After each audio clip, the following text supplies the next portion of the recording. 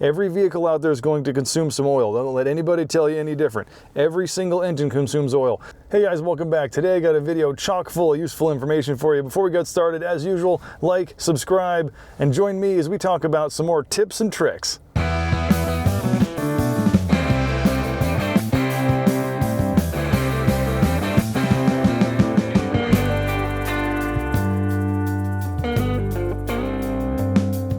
So number one is your engine oil.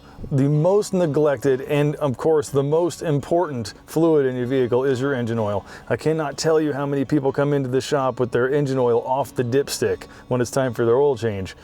This is something that you absolutely should be checking in between the intervals of coming to see me. With newer engine designs, using thinner oil, lower tension piston rings, and tighter clearances, vehicles tend to go through a bit more oil than they used to in the past. It's really important to check your oil level probably about once a month or every couple of times you get gas. If you do this over a period of time, you'll start to kind of get an idea of what's normal oil consumption for your vehicle. Every vehicle out there is going to consume some oil. Don't let anybody tell you any different. Every single engine consumes oil. If you look at my video on piston rings, it actually shows that there is a thin film of oil that's designed to be left on that cylinder wall to help lubricate the piston rings. So absolutely every engine is going to consume some amount of oil. Some it's very, very minimal, and some it is not very, very minimal. So you absolutely need to stay on top of checking your oil level if you don't want to buy an engine. So when you pull that dipstick, you're always going to have something at the very bottom end. You're either going to have two dots, or you're going to have a hash mark, or you're going to have something that gives you an idea of a minimum and maximum mark. There's always going to be 1 quart in between those two lines. If it's a hash mark, that hash is going to be 1 quart. If it's 2 dots, between those 2 dots is going to be 1 quart. Anything above and below the minimum and maximum can actually vary depending on the type of oil pan and the size of the engine, but in between those 2 dots is 1 quart, so always remember that. Usually you'll see the kind of oil you need to buy on the oil cap. You can always come to us and we'll take care of that for you, but if you're somewhere on a road trip or whatever and you find that you're below that minimum mark, you definitely want to make sure that you're at least in that green zone. The type of oil that you buy in between your oil changes really is not that important. You know, it's better to have cheap oil in your engine than no oil in your engine. Number 2, braking. So especially up here where we live in northern Idaho, we got the Schweitzer Mountain. There's a lot of mountain and hilly kind of roads.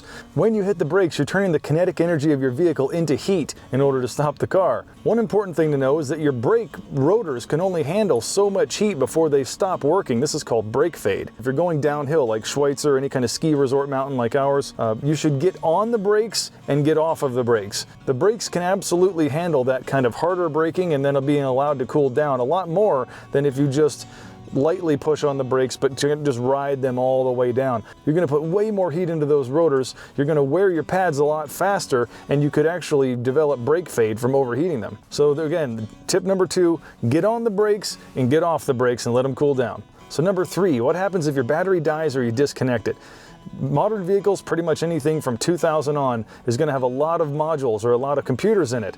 These computers are constantly monitoring what you're doing and what the vehicle is doing, using this information to adjust transmission shift patterns, idle control, fuel trim, and a myriad of other things. So if the battery dies or you disconnect it, all of these adaptations are going to be forgotten. On Subaru specifically, if you allow the battery to die, it will lose its adaptation for the throttle body, and then it will very likely stall unless the throttle body is cleaned.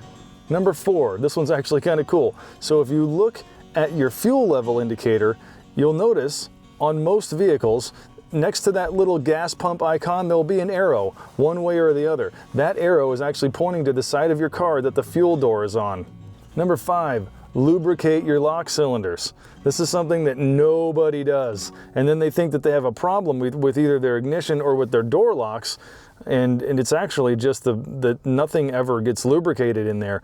I have definitely learned the hard way from some of my own loaner vehicles by taking everything apart and bringing it down to the locksmith for him to go, there's nothing wrong with this, spray a little lubricant in there and then everything's fine.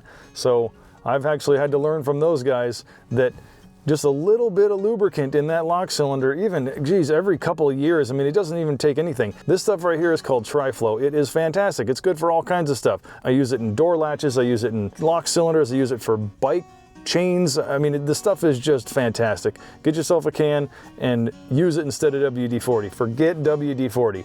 Tri-Flow. Number 6. Number 6. Your AC in the wintertime. Some people don't actually think you need AC in the wintertime, but believe it or not, it's actually more important in the wintertime than it is in the summer. Your defroster uses the air conditioning to dehumidify the air before it blows it onto the windshield. So if you have your AC not working, even in the wintertime, it takes a lot longer for it to defrost your windshield than it would otherwise. Finally, number 7, what do you do if your vehicle starts overheating going up a hill? So at this point, we're assuming that you don't have a blown head gasket and you're not leaking coolant all over the place. You're just overloading the engine. Like if it's 100 and some degrees outside and you're climbing a grade or something like that, and you see that your temperature gauge starts to climb, the trick here is to turn your heater on full blast. Of course, you're not going to want to do that because it's hot, but you want to turn your AC off. You want to turn your heater all the way on, full blast, roll the windows down, and that actually works as a second radiator for your engine and will cool you down. I can't tell you how many times I've been driving my truck, towing a trailer in the middle of summer, seen it starting to climb, kick that thing on, everybody whines that it's hot, but at least we didn't blow the engine up. All right guys, that's it for this one. Thanks for watching. Check out my other videos, and always remember that you can come by and experience a 6-star difference for yourself.